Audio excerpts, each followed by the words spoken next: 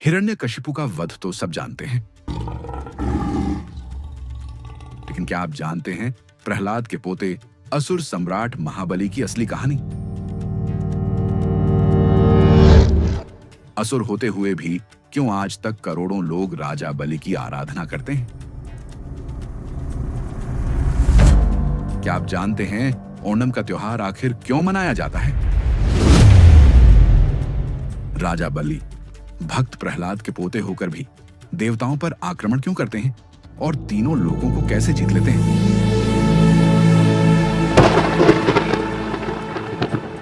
भगवान विष्णु ने वामन अवतार लेकर केवल 3 पग भूमि ही क्यों मांगी?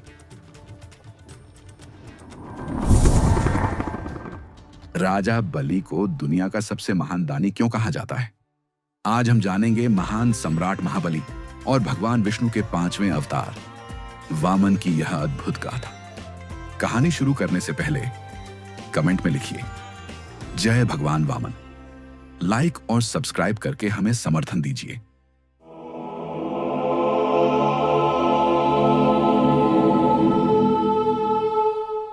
प्रारंभ में केवल शून्य था और उस शून्य से उत्पन्न हुई सृष्टि। समय, दिशा, आकाश और पृथ्वी ने जन्म लिया। यही थी ब्रह्मांड की आदिगाथा। पृथ्वी की गोद से जन्म लिया हर जीव ने और इसी से शुरू हुआ देव और असुरों का युग। ब्रह्मा के मानस पुत्र आर्षि कश्यप, जिनके वंश से ही देवताओं और असुरों की कहानी शुरू हुई। आर्षि कश्यप की पत्नियां कई थीं, परंतु उनमें 2 प्रमुख, अदिति और दिति। अदिति से जन्मे देवगण धर्म और प्रकाश के प्रतीक। दिति से जन्मे दैत्य बल और प्रतिशोध के अवतार। इसी एक वंश से निकलकर देव और असुर 2 विपरीत धाराएं बनी, जिनके द्वंद्व ने ब्रह्मांड की गाथा को आकार दिया।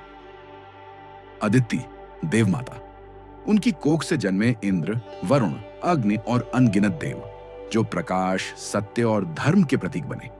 इनके हाथों में था सृष्टि का संतुलन और इनके संकल्प में था जगत का संरक्षण। दिति असुर माता, उनकी संतानें बनी शक्ति और बल की मूर्तियां। दिति से जन्मे 2 असुर भाई, हिरण्याक्ष और हिरण्यकशिपु। हिरण्याक्ष ने धरती को महासागर में डुबो दिया। भगवान विष्णु ने वराह अवतार लेकर उसका वध किया। भाई की मृत्यु ने हिरण्यकशिपु को प्रतिशोध से भरा। उसने स्वयं को ईश्वर घोषित किया, पर उसके ही घर में जन्मे महान भक्त प्रहलाद वे थे विष्णु के परम आराधक। हर यातना, हर कष्ट के बीच भी उनके पावन होठों पर निरंतर गूंजता रहा, नारायण नारायण। जब अत्याचार चरम पर पहुंचा, भगवान विष्णु नृसिंह अवतार में प्रकट हुए। हिरण्यकशिपु के अंत के बाद असुरों का राज सिंहासन उसके पुत्र महाभक्त प्रहलाद को मिला। इस प्रकार पहली बार असुर कुल का राजा भक्ति, धर्म और विष्णु निष्ठा का प्रतीक बना। बाद में महाभक्त प्रहलाद ने असुर और देवताओं के बीच शांति स्थापित की, युद्ध और वैर की परंपरा को तोड़कर भक्ति और धर्म को आधार बनाया। असुर और देव अब शत्रु नहीं, बल्कि धर्म के सहयात्री बनकर उन्होंने ब्रह्मांड में शांति स्थापित की। समय आगे बढ़ा। भक्त प्रहलाद अब वृद्ध हो चले थे। उनकी माता की अंतिम इच्छा थी कि वह अपने पोते को राज सिंहासन पर बैठते हुए देखें। उनकी यही कामना थी कि असुर वंश अब धर्म और भक्ति के मार्ग पर स्थिर रहे। प्रहलाद ने अपनी माता की इच्छा पूरी करने का निश्चय किया। उनके पुत्र विरोचन का विवाह कुलीन और तेजस्विनी कन्या विशालाक्षी से हुआ। यह विवाह असुर वंश के इतिहास में एक महान अध्याय था। मंडप में वैदिक मंत्रों की गूंज उठी। चारों ओर अग्नि को साक्षी मानकर संस्कार संपन्न हुए। विशालाक्षी की उपस्थिति ने असुर कुल में नई आभा और मर्यादा का संचार किया। इस शुभ अवसर पर प्रहलाद ने अपने पुत्र को युवराज घोषित किया। विवाह के बाद प्रहलाद ने राज्य की बागडोर विरोचन को सौंप दी और स्वयं संन्यास धारण कर लिया। उन्होंने राजसत्ता त्याग दी और तपस्या व भक्ति में लीन हो गए। असुर वंश में एक नया प्रभात हुआ। विरोचन और उसकी पत्नी विशालाक्षी के घर जन्म लेने वाला था एक ऐसा बालक जिसका आगमन पूरे कुल के लिए आशा का दीप बनकर आया। माघ शुक्ल द्वादशी की पावन तिथि पर शुभ अभिजीत मुहूर्त में जब नक्षत्र अपनी उच्चतम स्थिति में थे, तभी वह दिव्य क्षण आया। ज्योतिषियों ने कहा, यह संयोग दीर्घायु और तेजस्वी सम्राट के जन्म का संकेत है। और फिर उस पावन घड़ी में एक तेजस्वी बालक का जन्म हुआ। उसका मुखमंडल चंद्रमा सा उज्ज्वल था, आंखों में करुणा और साहस की चमक थी और पूरे शरीर से अलौकिक तेज झलक रहा था। असुर वंश में आनंद की लहर दौड़ गई, नगाड़ों की गूंज उठी, वेद मंत्रों का उच्चारण होने लगा। जन्मोत्सव के उस पावन क्षण में सम्राट विरोचन ने आदरपूर्वक अपने गुरु शुक्राचार्य को बुलाया। उन्होंने विनम्रता से निवेदन किया, गुरुवर, कृपा करके मेरे पुत्र को अपने आशीर्वाद से अलंकृत करें। शुक्राचार्य आगे बढ़े और नवजात शिशु को अपनी गोद में उठाया। ध्यानमग्न होकर उन्होंने गहन दृष्टि डाली और आशीर्वाद दिया, यह बालक असुर वंश का गौरव बनेगा। यह कोई साधारण आत्मा नहीं है, यह आगे चलकर तीनों लोकों पर राज्य करेगा। समय की धारा आगे बढ़ रही थी। इसी बीच महाज्ञानी शुक्राचार्य ने अपने ध्यान और ज्योतिष साधना में एक गूढ़ संकेत पाया। उनकी दृष्टि में स्पष्ट हुआ कि विरोचन की जीवन रेखा क्षीण है, उसके ऊपर अकाल मृत्यु का गंभीर साया मंडरा रहा है। राजन, तुम्हारे जीवन पर घोर संकट आने वाला है। इससे बचने का केवल एक ही उपाय है। तुम्हें हिमालय की गोद में जाकर 10 वर्षों तक कठोर तप करना होगा। केवल वही तप तुम्हें मृत्यु से रक्षा देगा। शुक्राचार्य की चेतावनी के बाद विरोचन हिमालय की ओर प्रस्थान की तैयारी करने लगा। उसका हृदय भविष्य की अनिश्चितता से भरा था। तो सम्राट विरोचन हिमालय की कंदराओं में चला गया। कड़कड़ाती ठंड, प्रचंड हवाएं और बर्फ की चट्टानों के बीच उसने वर्षों तक घोर तपस्या की। 10 वर्षों तक वह निर्विकार खड़ा रहा, न भूख की परवाह की, न नींद की। आखिरकार उसकी तपस्या से प्रसन्न होकर सूर्यदेव प्रकट हुए। उनकी आभा से समस्त हिमालय आलोकित हो उठा। सूर्यदेव ने कहा, विरोचन, तेरे धैर्य और तप से मैं प्रसन्न हूं। उन्होंने अपने तेज से निर्मित एक दिव्य मुकुट प्रदान किया और आशीर्वाद दिया, जब तक यह मुकुट तेरे मस्तक पर रहेगा, तुझे कोई परास्त नहीं कर पाएगा।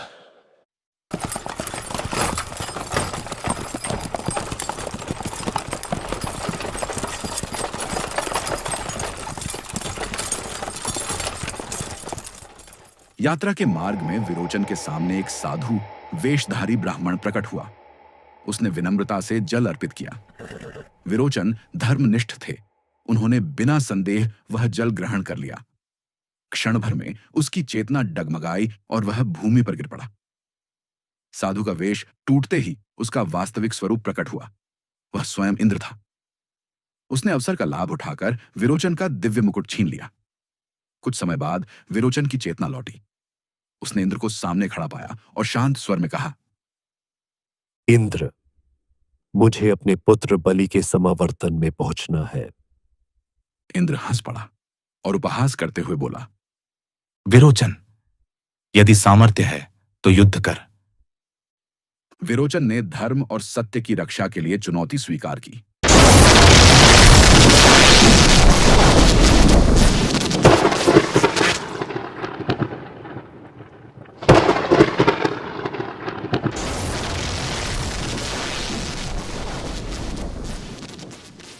परंतु मुकुट के बिना उसकी शक्ति क्षीण हो चुकी थी। इंद्र ने छल और बल दोनों से आक्रमण किया और अंततः विरोचन भूमि पर गिर पड़ा। किंतु इंद्र की निर्दयता यहीं समाप्त नहीं हुई। उसने विरोचन का शरीर तुरंत जला दिया, ताकि कहीं शुक्राचार्य अपनी संजीवनी विद्या से उसे पुनः जीवित न कर दें।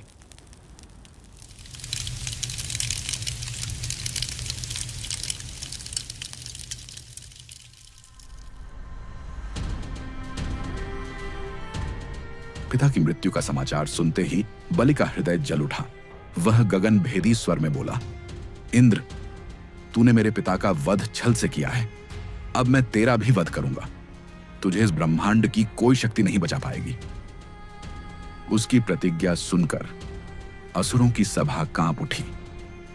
वह अकेला ही रणभूमि की ओर निकल पड़ा और उसके कदमों से पृथ्वी थर्रा रही थी।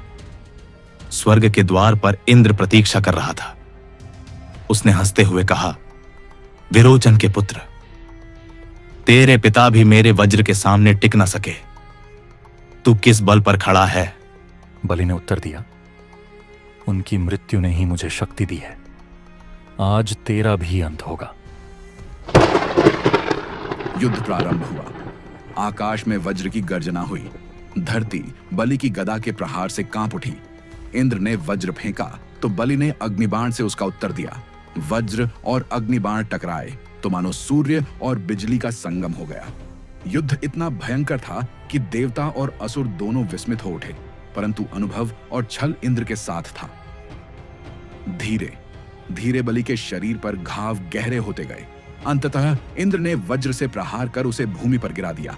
उसका शरीर मृत्यु के निकट था। इंद्र ने गर्जना की, तेरा अंत यहीं होगा।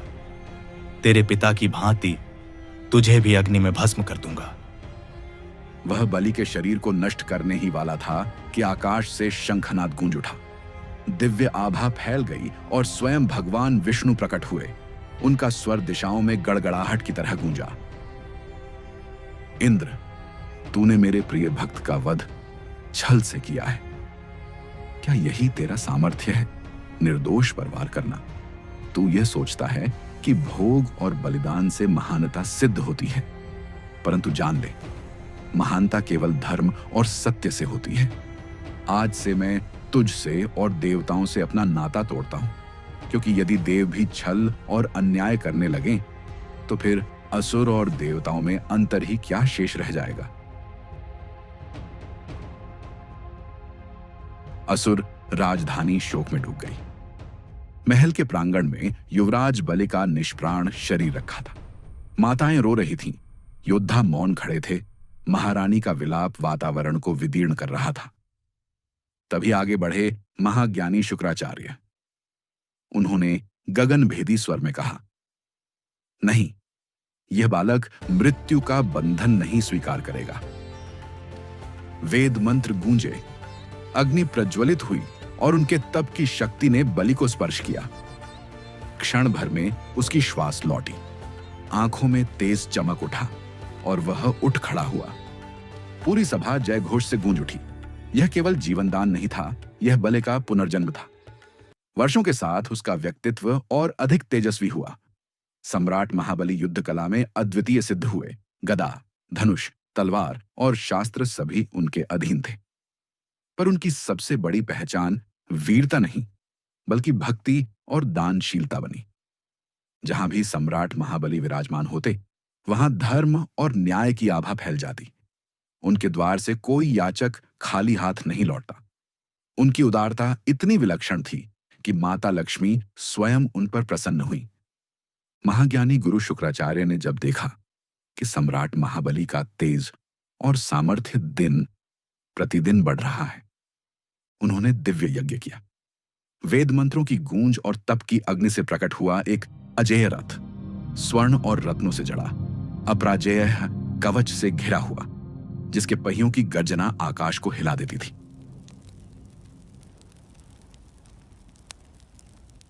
इस रथ पर आरूढ़ होकर कोई भी शत्रु तुझे पराजित नहीं कर पाएगा।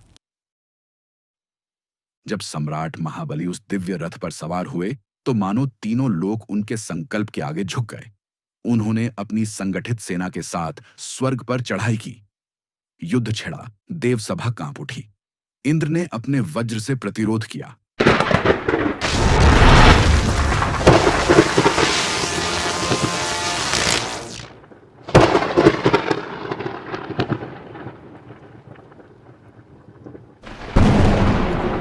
इंद्र परास्त हुआ और स्वर्ग का सिंहासन भी अब असुर सम्राट के चरणों में था। महाबली ने अपराजय विजय पाई। अब वे तीनों लोकों के सम्राट बने। उनकी सबसे बड़ी शक्ति थी उनकी दानशीलता और न्यायप्रियता।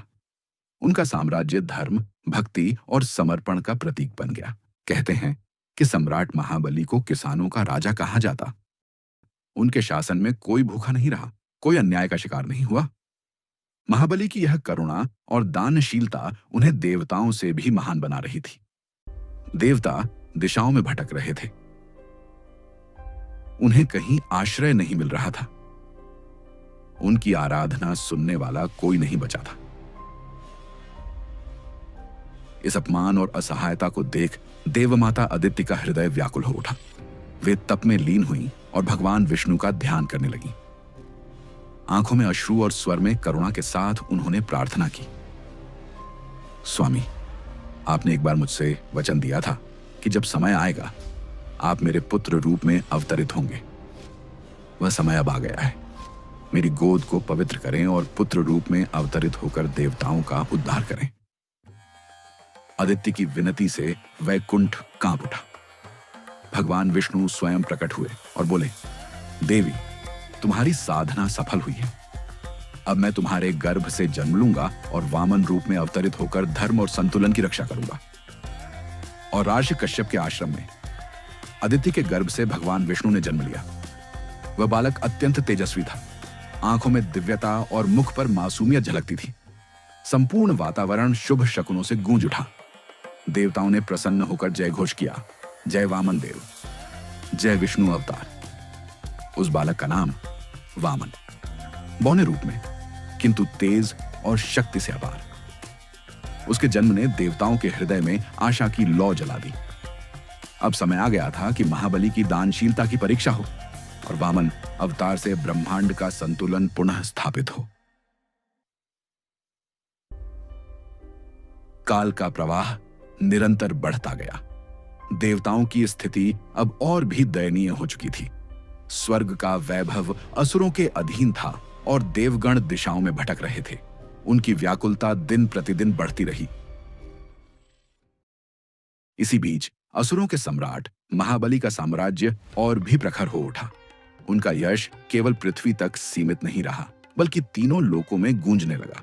उनकी दानशीलता, धर्मप्रियता और भक्ति की गाथाएं दूर दूर तक फैली।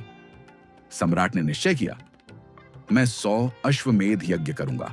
इन यज्ञों से मेरा राज्य अटल और स्थायी हो जाएगा और यह भी प्रमाणित होगा कि दान और धर्म से ही सच्चा साम्राज्य फलता फूलता है। समय बीतता गया और एक एक करके 99 यज्ञ संपन्न हो गए। अब अंतिम यज्ञ का दिन आ पहुंचा। यज्ञशाला के मध्य विशाल हवन कुंड प्रज्वलित था। उसमें आहुति की लपटें उठ रही थीं, मानो अग्निदेव स्वयं उस यज्ञ को स्वीकार करने आए हों। चारों ओर वेद मंत्रों की गूंज थी। उन ध्वनियों से पूरा गगन पवित्र हो उठा। उसी समय यज्ञशाला के द्वार पर एक दिव्य ब्राह्मण बालक का आगमन हुआ। छोटा कद, किंतु मुख पर अद्भुत तेज, आंखों में दिव्यता और वाणी में मधुरता। उनके तेज से पूरा वातावरण पवित्र हो उठा था। सम्राट महाबली ने आदरपूर्वक कहा, ऋषि कुमार, आप जो चाहें मैं दान दूंगा। सोना, चांदी, रत्न, हाथी घोड़े, नगर, ग्राम, यहां तक कि मेरा साम्राज्य भी आपके लिए है। राजन, मुझे इनमें से कुछ नहीं चाहिए। सभा में सन्नाटा छा गया।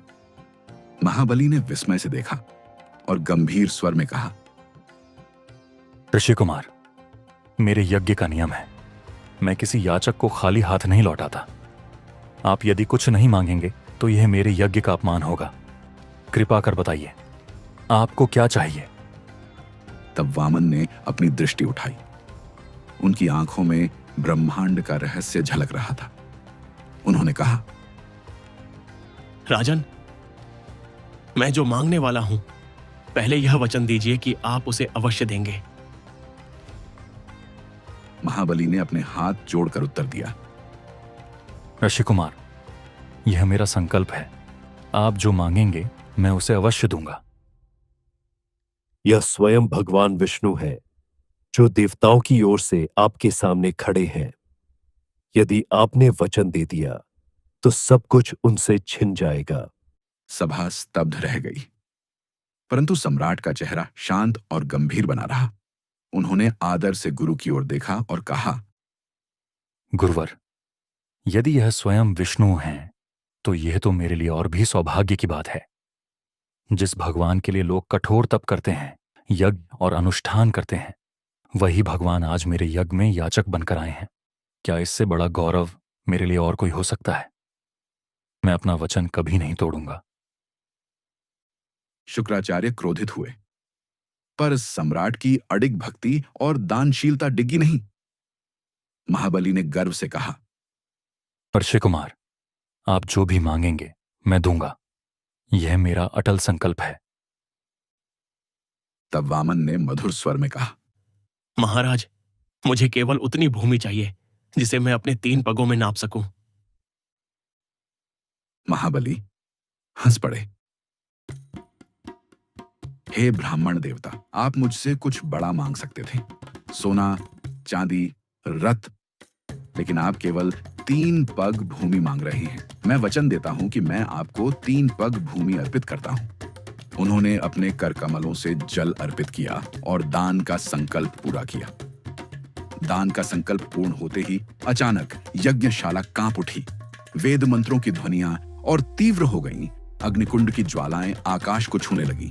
वे थे स्वयं विष्णु का विराट रूप, जिनके उदय से ब्रह्मांड प्रकाशमय हो उठा। देव स्तब्ध रह गए, असुर विस्मय में कांप उठे। आर्षि और मुनि निःशब्द होकर चरणों में झुक गए। उस क्षण संपूर्ण सृष्टि मानो एक ही स्वर में पुकार उठी, यही हैं धर्म के पालनहार, ब्रह्मांड के अधिपति। एक पग में उन्होंने संपूर्ण पृथ्वी को नाप लिया, दूसरे पग में समस्त आकाश उनके अधीन हो गया। अब तीसरे पग के लिए स्थान शेष न रहा। गगन भेदी स्वर में भगवान ने कहा, राजन, अब बताओ मेरा तीसरा पग कहां रखूं? यज्ञशाला में गहरा सन्नाटा छा गया। देवताओं की दृष्टि स्तब्ध थी। असुरगण भय से कांप रहे थे, परंतु सम्राट महाबली का चेहरा शांत था। वह आगे बढ़े, विनम्रता से झुके और बोले, प्रभु, आपने अपने 2 पगों में पृथ्वी और आकाश समेट लिया। अब तीसरे पग के लिए स्थान केवल एक है, मेरा सिर। मेरे वचन को पूर्ण कीजिए। मैं अपना जीवन, अपना अहंकार सब आपके चरणों में समर्पित करता हूं। उपस्थित हर आत्मा ने देखा कि एक असुर सम्राट ने स्वयं भगवान के समक्ष वचन और दान की रक्षा के लिए अपने प्राण तक अर्पित कर दिए। यह केवल दान नहीं था, यह भक्ति, वचन और समर्पण की पराकाष्ठा थी। भगवान वामन ने करुणा से उनका समर्पण स्वीकार किया। उन्होंने महाबली को पाताल लोक का अधिपति बना दिया। पर यह पराजय नहीं थी, बल्कि अनंत गौरव का क्षण था। तुम युगों युगों तक स्मरण किए जाओगे और मैं स्वयं तुम्हारे द्वार पर द्वारपाल बनकर रहूंगा। पर महाबली की स्मृति आज भी जीवित है। कहते हैं, जब भगवान वामन ने उन्हें पाताल लोक का स्वामी बनाया, तो महाबली ने प्रार्थना की, प्रभु, मुझे अपनी प्रजा से मिलने का अवसर अवश्य दें। भगवान विष्णु ने वचन दिया, हर वर्ष तुम्हें अपनी प्रजा से मिलने का अधिकार रहेगा। और वही दिन आज ओणम उत्सव के रूप में मनाया जाता है। केरल और भारत भर में यह पर्व महाबली की स्मृति में मनाया जाता है। माना जाता है कि उस दिन महाबली अपनी प्रजा से मिलने धरती पर आते हैं। लोग मानते हैं कि उस दिन सम्राट महाबली स्वयं आकर देखते हैं कि उनकी प्रजा सुखी और समृद्ध है। ये थी सम्राट महाबली और भगवान वामन की दिव्य गाथा। अगर वीडियो पसंद आया हो तो लाइक और सब्सक्राइब करके हमें सपोर्ट जरूर कीजिए। कमेंट में लिखिए जय वामन भगवान और बताइए अगली बार आप कौन सी कथा सुनना चाहते हैं, समुद्र मंथन या कोई और। साथ ही हमारे चैनल पर मौजूद नरसिंह अवतार की अद्भुत कथा जरूर देखिए।